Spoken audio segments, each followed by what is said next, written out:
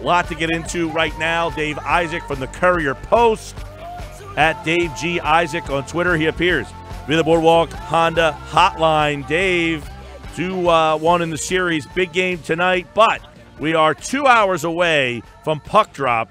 Any sense on whether Sean Couturier will be in the lineup tonight?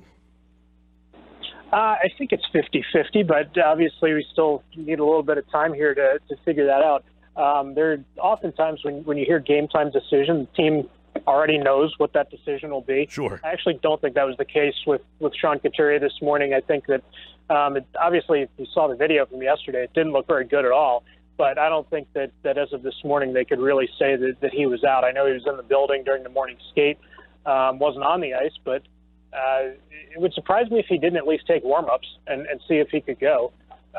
If not, then I kind of would expect them to say something before 6:30, because quite honestly, who are they really fooling here? The Penguins have kind of had the Flyers number all season long and then in this playoff series as well. So I guess it would be just a bit of gamesmanship, but I don't think the door's completely closed.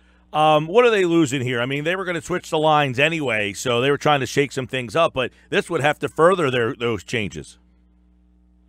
Yeah, well, it goes beyond just the line changes, because Sean Couturier does so much for this club. He's on the top power play unit. He's on the top penalty killing unit. It would be more than just a slight change in the lines. He's their number one center. Is averaging close to 25 minutes a night. I think you'll hear tonight that he is a finalist for the Selke Trophy. They'll announce that at 7 o'clock. I would be shocked if he wasn't one of the three finalists. So that's for the defensive play from a forward throughout the course of a regular season. So obviously a huge piece of the puzzle there if they were to lose that. And then the question becomes, what happens next? Does Nolan Patrick slide up a line? Do they ask Claude Giroux to go into the middle? I'm not sure which one of those things would end up happening. Obviously, the best answer would be that they don't have to do either one. Yeah, now, did you see the play yesterday? I know we saw the video, but were you watching the practice as it happened?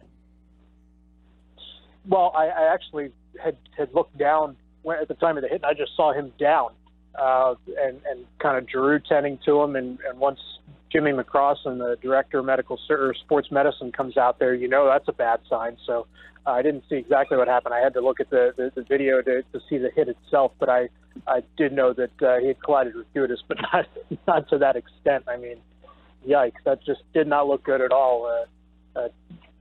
Thick Czechoslovakian player's rear end to Couturier's right knee. I mean, geez. Yeah, because Dave, it seemed like the two drill. Now, you see practice all the time. This might be something they do a lot, but it seemed like the one drill had nothing to do with the other drill.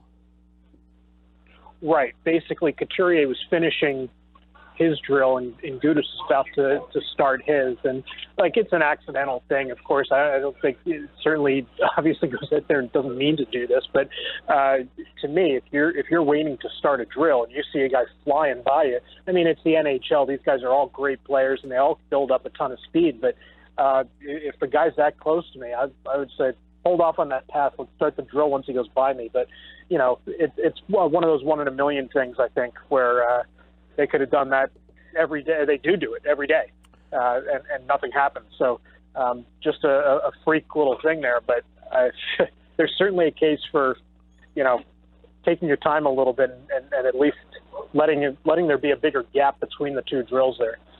Dave Isaac, at Dave G. Isaac on Twitter, Flyers and Penguins tonight. So it was going to be Giroux, Couturier, Voracek, Konechny, Patrick, Simmons, Raffl, Filppula, Weal. Weal in for Lindblom. You wrote about Weal and about a couple of years ago how, there was a lot of injuries.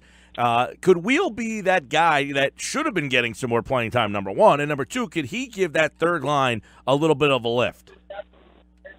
Well, he had some of that playing time in the regular season, just wasn't doing enough with it. I mean, if you remember back to the summer, I mean, Flyers fans and Twitter it's always red alert, no matter what month it is. But that was kind of the case in the summer because, oh, my God, Jordan Weal's going to be a free agent. What if he leaves?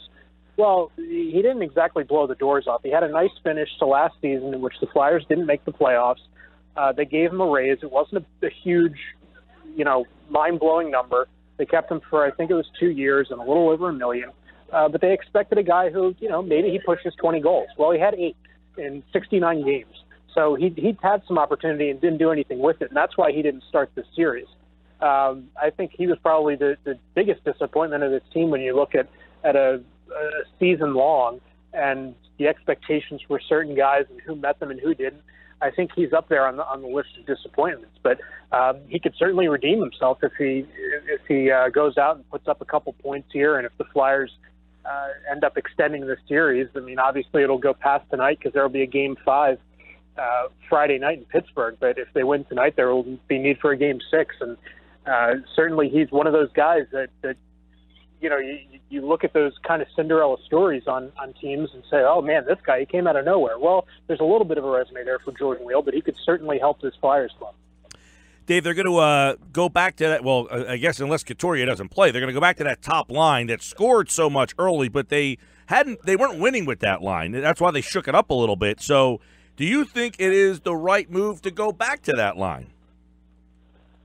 Yeah, I think so. I mean, that was kind of a strange time. That was during that 10-game losing streak. That top line, that was the only thing going right for the Flyers, and I think Dave Haxtell put it off as long as he could, breaking them up, and he did. And there was a couple weeks after that that it took to put Travis Konechny up there, and then that trio took fire. So there was a little bit of time there where they had started to win again, and it was kind of with a more balanced lineup because they had broken up those top three.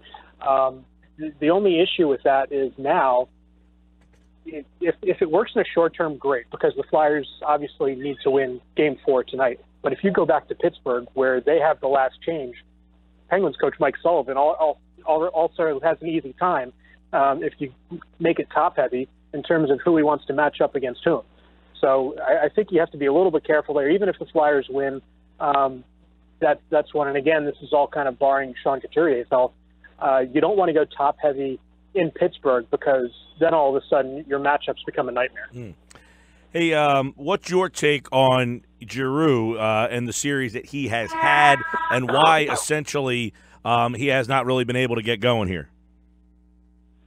Well, that whole kind of line, I mean, he's been on Sean Couturier's line ever since day 4 of training camp or whatever it was. And every game so far, Couturier's line has gone up against Crosby's line. Crosby's line has just had the puck too much and has done a really good job against Giroux and Couturier. And Couturier had, I think it was 3-point night in Game 2.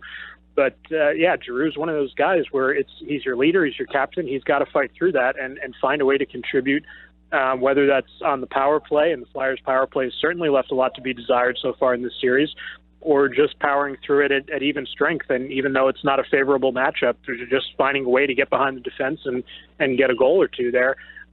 He's a guy that really kind of needs to step it up. And he's not a big rah-rah guy. He's not a big vocal leader, but he doesn't mind having that spotlight on him as long as he doesn't have to talk in front of cameras. He doesn't mind playing in front of that spotlight, and here it is.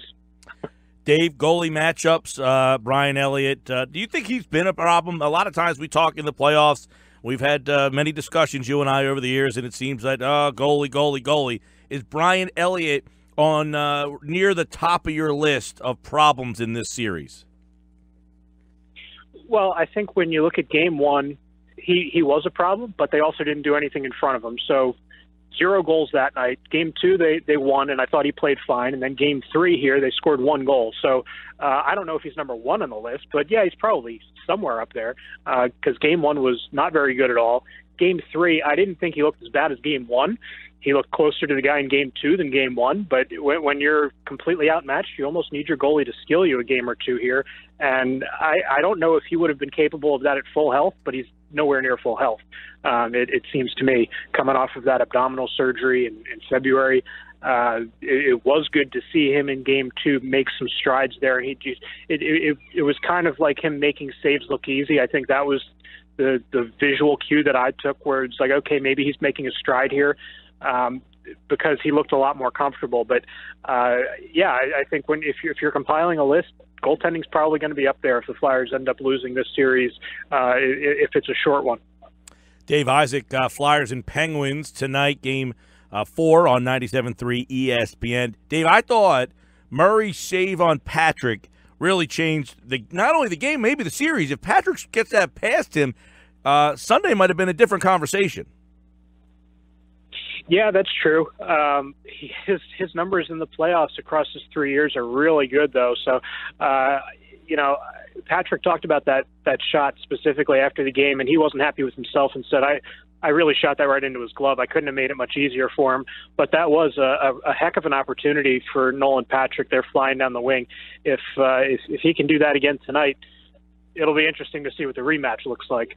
But yeah, there was also a play in Game 1 where Scott Lawton was at the side of the net, could have made it 1-1, and then ends up being 7-0 because Matt Murray made a save. But Lawton would also say he kind of put it right into him. So I don't think there have been too many saves in this series where you look at Matt Murray and go, how did he do that?